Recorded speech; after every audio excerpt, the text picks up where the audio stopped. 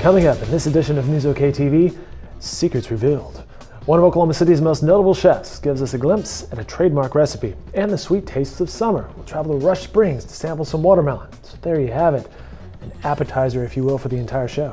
But first, fall practice kicks off this week for both OU and OSU, and student athletes at both universities will spend these next few days in new facilities.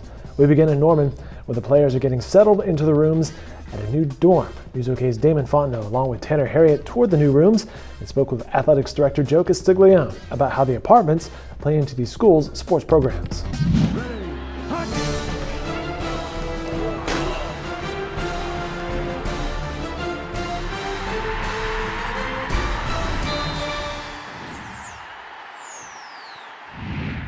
Game changer. That's how Bob Stoops refers to Headington Hall, the brand new 230,000 square foot state-of-the-art housing facility behind me, which cost $75 million to build, all of that privately financed.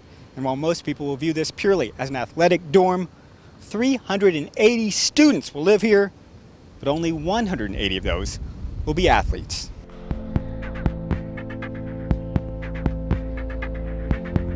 I think it really sets the standard. I haven't seen one yet that would compare to this. We didn't, as you know, anytime we try to do something here at Oklahoma, it's to create a standard of excellence and to uphold anything that allows us to pursue excellence. So I think at this point, it stands alone in its uniqueness, its sustainability, its services to the students who live here and use it on a daily basis. The classic and timeless architecture choice that makes it feel like it's integrated with the rest of the campus. It's a place where they can relax. It's a home. They'll be able to get their dining here, they'll have their entertainment here, they'll have a place where they can study here. If they need to have team meetings, the coaches have ample opportunity and space on the first floor that they can host the meetings here. It's one of those really nice things where we're able to have everything under one roof. We have everything in this building that we want. I mean, we can do anything here. We can go to you don't even have to go to the movie theater anymore. You can just go right downstairs, and then I mean, we have our own space now, our own bathrooms. That's a plus. And then I mean, it's just gonna boost the program even more. So no offense to the bud, but you know, it's a little bit older, and seeing people, but knowing people that they want to come here and live comfortably, and this is a good transition from a home environment to a college apartment dorm type thing. And that's an easy transition to when you actually do live on your own, since everything, it might be not as nice as this dorm, but you know, it's a good transition from home to get here. And it's very exciting just being in here right now and seeing everything. So I believe it'd be good, especially recruiting-wise. Absolutely. With a background in housing, there are a few things that did definitely surprise me and wow me about this building, and a lot of it comes down to this sixth floor, the conference space. I think it's such a neat opportunity to be able to showcase the facilities that we have around here and host boutique weddings or any sort of different events, executive retreats, or any sort of conferences that may come through. And it's something that's really unique to housing itself. And then again, the public space on the first floor is something that's unparalleled to almost any residence hall I've seen. It reminds me more of my days working for the Ritz-Carlton than it does in a high-end hotel than it does working in a residence hall. In accordance with NCAA rules, the general student population will make up 51% of Headington Hall residents. The other 49% will be student athletes. Recent graduate and Heisman Trophy winner Sam Bradford donated $500,000 to the project. As a result, the facility's dining room bears Bradford's name. The Sooners aren't the only team getting accustomed to a new building. The Cowboys, their football team, recently opened the Sherman E. Smith Training Center.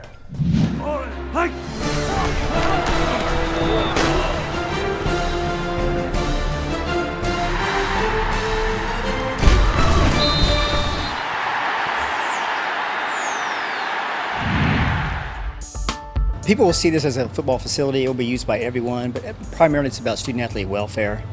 Gets us out of the cold when it's really cold, and a place to go during lightning or heavy rains, which will also affect a lot of spring sports. Obviously, they start up in even February, so they'll have a place to prepare for games during the week. But a lot of flexibility. There are obviously 3 new practice fields being completed right outside the door here, so it just gives a lot of options to a lot of different people in the department. It's wide enough to host a regulation soccer field. It's about 94 feet in clearance, so we can do a lot of football drills, a lot of drills for other sports, baseball, softball, soccer, as well as football. The athletic department took over the building on June 13th, and players have been using it some for off-season workouts to keep them off the turf of Boone Pickens Stadium, where it's really hot and in direct sunlight. It's a unique design. We have garage doors, 6 garage doors, 3 on each side, that provide the ventilation, and can provide just a great draft through the building without utilizing a lot of energy. I'm not sure there's another facility like it in regards to ventilation. Obviously, the athletic village, including the Sherman Smith Center, were planned for earlier completion. The economy slowed down dramatically in 2008. Things were put on hold, and then this has been about I would guess about an 18-month process to complete the facility. And even as we speak right now, we're completing work on the track facility across the street to the north, and to the new indoor and outdoor Greenwood Tennis Center, which is just outside our doors here on the northwest of the building. So after 3 or 4 years of kind of no activity in the athletic village, a lot of things coming online at the same time.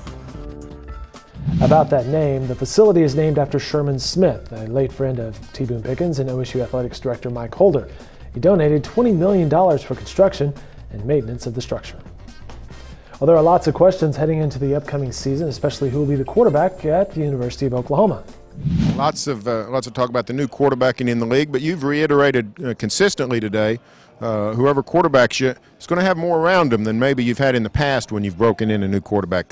Line veteran, a lot of playmakers returning, running back and receiver. How much will your new quarterback be helped by all that experience? I believe definitely that will be a plus and something that they need to rely on, that you got a very experienced line, 3 senior running backs. Hopefully we'll be able to run the football more effectively, which then changes coverages you see. Play action becomes easier, and that's always easier for quarterbacks. It cleans up the secondary picture when you can do those things and run the ball, and a seasoned group of receivers as well. So hopefully that'll be the case, that regardless of who the quarterback is, they ought to be supported in a really good way. And that very same question looms large in Stillwater. It's a race between Clint Shelf and J.W. Walsh. Cowboy coaches have been tight-lipped about the situation, especially new offensive coordinator Mike Yursich. It was the first time he spoke to the media, and the new man on the sidelines spoke about the season opener. When you've got such a significant opener as you guys have this year with the Mississippi State, what's that do to your summer? Have you looked a lot at their defenses, or? You know, you initially try to look at and get a head start on a couple opponents early in the season, and we've done that and that sort of thing. And I think that's really important to get a head start as much as you can and to work forward as best you can. So Big 12 Media Days were a week or 2 ago, and we have plenty of videos from those for you to enjoy, including interviews with OSU's new defensive coordinator, Josh Stewart, head coach Mike Gundy uncut, and from the Sooners, Bob Stoops uncut, which means the entire footage of their press conference, as well as Gabe Eichard and Texas coach Mac Brown. Coming up, Oklahoma City's skyline will change once again. Our Steve Lackmeyer fills us in on the details surrounding the Metro's new tower.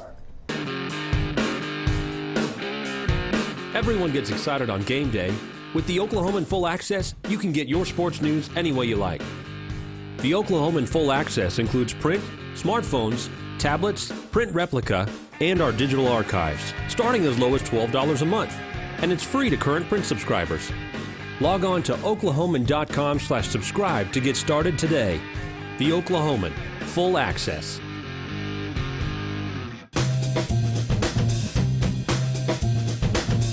I spent a week each in a high school, a middle school, and an elementary school, and then wrote long-form, in-depth pieces about my experiences. A lot of times, if you have anonymous or pseudo-anonymous commenting, every discussion is going to devolve into politics or sports.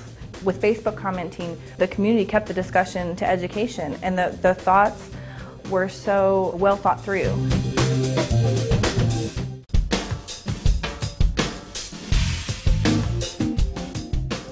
The concept of the What's It Like is that we want to explain basic medical procedures to our readers. There's been a lot of interest in the series. We'll have people who write me who have had something done, but they didn't know that was how it was done because they were asleep. I've had people who have the procedure done, and they'll write me and say, yeah, that's what happened. And so it's been really interesting. If you follow Steve Blackmeyer's blog or participate in the live chats that we host on NewsOK.com, well, you've heard tales of a mystery tower. In fact, in these live chats, just about every other question is, hey Steve, what about the mystery tower? Steve, what about the mystery tower? Well, it's a mystery no more. OKC Central reporter Steve Blackmeyer has the details on a new building that will alter the downtown skyline.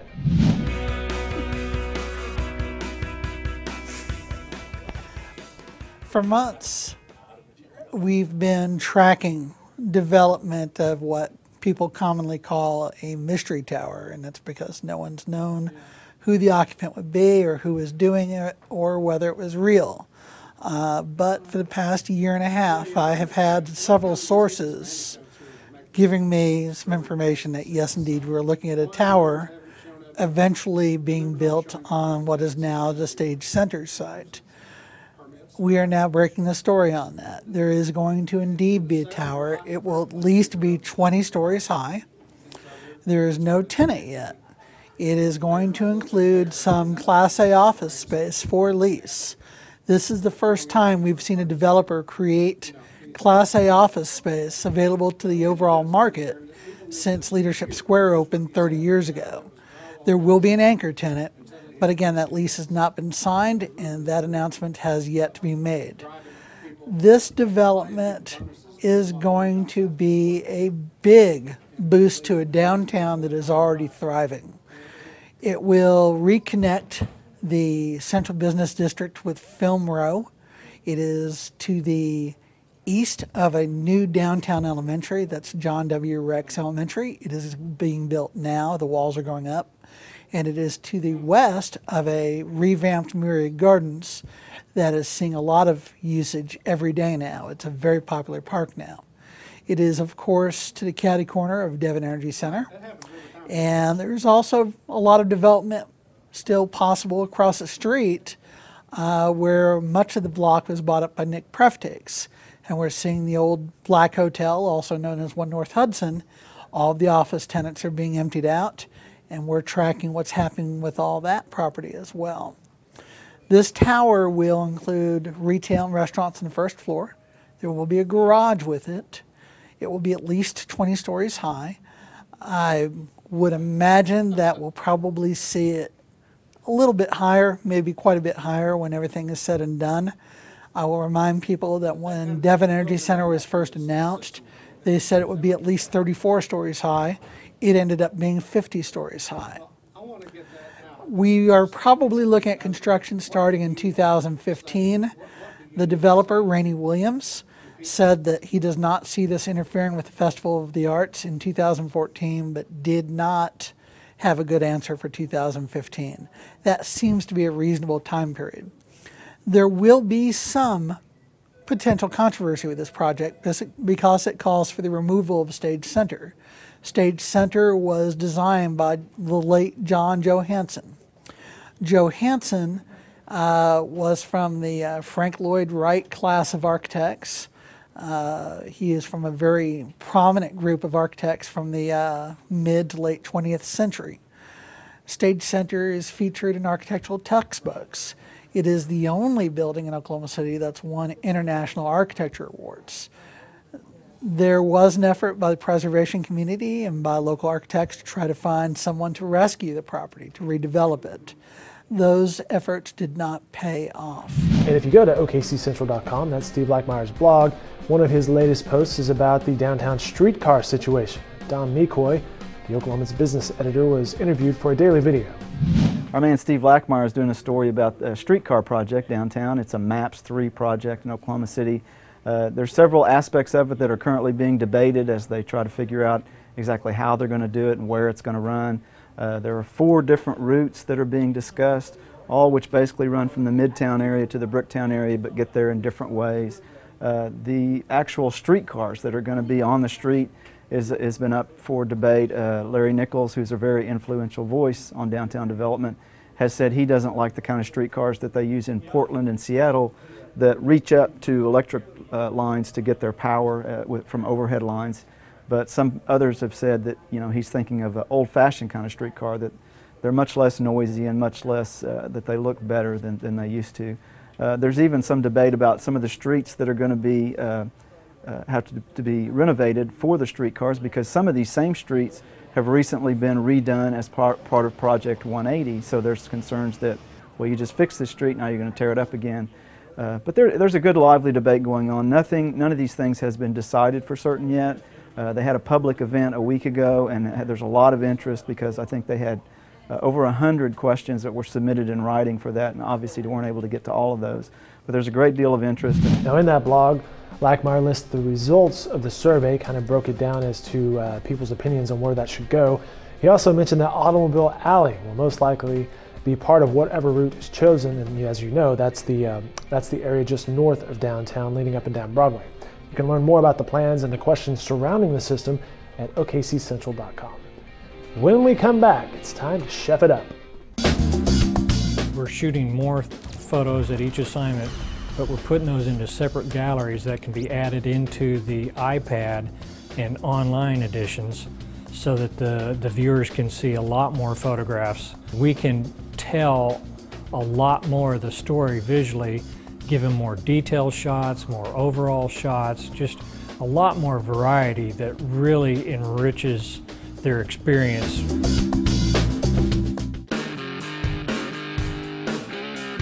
Everyone has their morning routine. With the Oklahoman Full Access, you can get your morning news any way you like. The Oklahoman Full Access includes print, smartphones, tablets, print replica, and our digital archives, starting as low as $12 a month. And it's free to current print subscribers. Log on to oklahoman.com/subscribe to get started today. The Oklahoman Full Access. Since its initial launch, over 40,000 current and new subscribers have activated a full access subscription with the Oklahoman. The Oklahoman.com is the newest addition to the suite of products included in this full access subscription. The Oklahoma.com is a really unique website. You're not going to find many websites like it. It is really just like a newspaper. It has today's news packaged together, compared with the other news of the day, and prioritized by an editor. Our Dave Cathy is launching a new series. It's called Chef It Up. It takes us inside the Metro's top kitchens, where popular chefs reveal some of their secrets.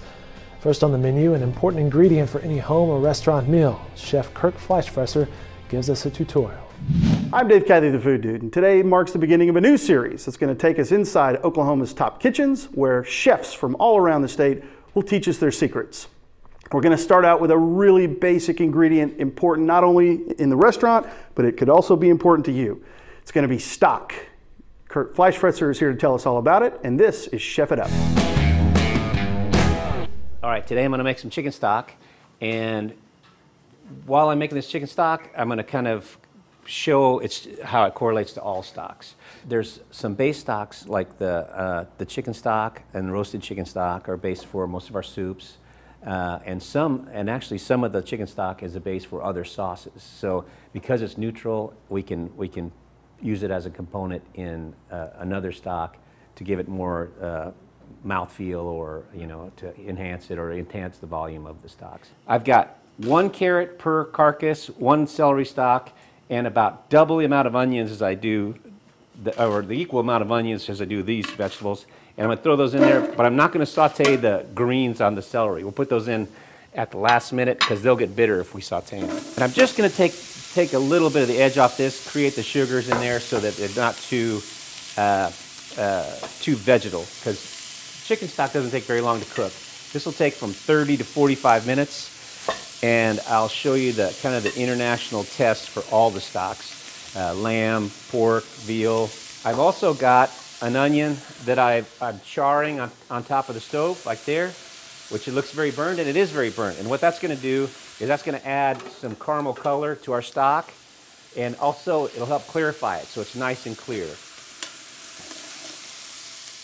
I'm going to take 1 head of garlic, and really you could put 1 head of garlic for every chicken carcass, and that's perfectly fine. I'm going to put 1. Usually put 1 for 3 though. So throw that in there, split it open. So once my vegetables have a nice little edge taken off them, I'm going to throw my carcass in there, and those have just been rinsed off, and then I'm going to cover it with some cold water. You always start your stocks with cold water, and when I learned to make stocks, the chef told me always use cold water, and I never could second guess them in the French kitchen, but I'm sure it's because it has something to do with the clarity, because if I threw hot water on here, what would happen is it would make some of the juices and stuff come off the chicken, and in a way that instead of like cooking out into the stock, it will actually you know, kind of make the juices come out of the chicken before it's ready. So what will happen is I'm going to put about 5 or 6 peppercorns for every carcass, some fresh thyme, that's a good neutral fresh herb, and a bay leaf broken in half. You don't ever want to put too many bay leaves because it's kind of a strong flavor. I've seasoned the vegetables, now I want to season the water. For every, say every quart of water, I want to put about a teaspoon of salt in there. This is kosher salt. And you can go less or more, but you should add some to start. Otherwise, it will taste very bland. And then I'm going to put some pepper in here. Even though I have peppercorns, I'm still going to put a little fresh ground in here. You could also put tomato product in there, which is add some acid and some color. But like I said, we're going to start with the basic blonde stock. So now what we're going to do is bring it to a boil, let it simmer for about 30 to 45 minutes. And the international test for any stock that's done, whether it's lamb or whatever, they all take different times, is when you pick up a carcass or a connective bone piece and it falls apart on its own accord. Obviously, which we just put in, we'll do that again in about 30 to 45 minutes, and you'll see when it falls apart on its own, you've got all you can get out of the carcasses, and that's when you stop.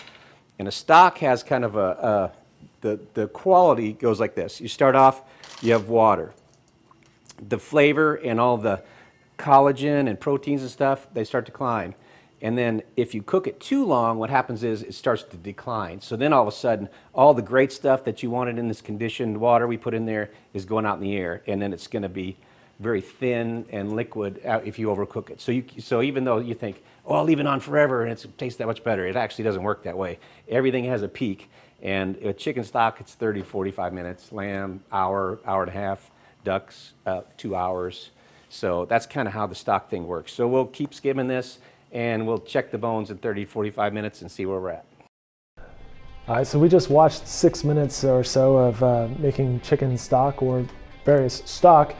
Who knew so much went into it? Lots of information there by Chef Kurt, especially putting an onion directly on the gas burner of your stove to burn that, and then it adds flavor and clarifies your stock.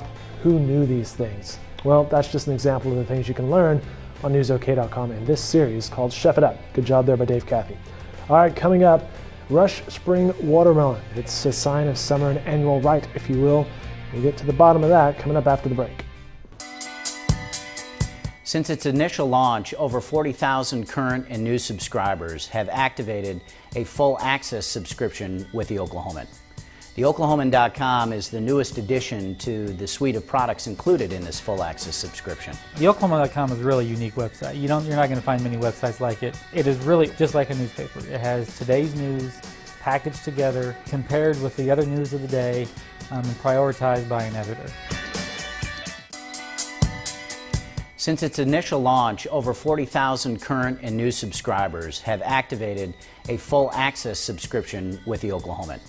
TheOklahoman.com is the newest addition to the suite of products included in this full access subscription. TheOklahoman.com is a really unique website. You're not going to find many websites like it. It is really just like a newspaper. It has today's news packaged together, compared with the other news of the day, and prioritized by an editor.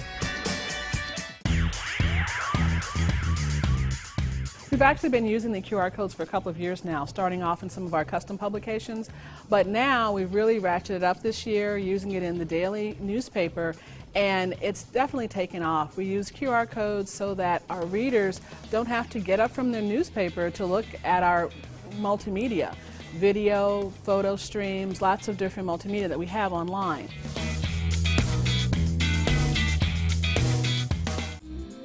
The state vegetable, let's all say it together, it's the watermelon.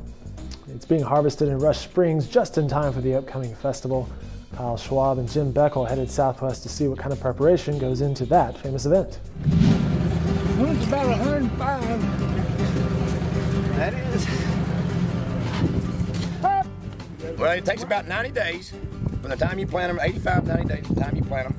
You got to bathe them, take care of them, hoe them, pull weeds, take care of the middles, and then after about 90 days, 85 days, you start, you come in here and start, you cut. The first cutting's not going to be a big cutting, but you get the ones that are ripe off early, and then the second cutting, second and third cutting are usually your biggest cuttings, which will come off about the festival time, and then, and hopefully they'll last till September the 15th. With the rain we've had, I think they'll hold on. We've just been fighting bugs hard this year, and it's kind of expensive, but we're in pretty good shape now. Good Lord's blessed us some good rain, and I think we'll be all right.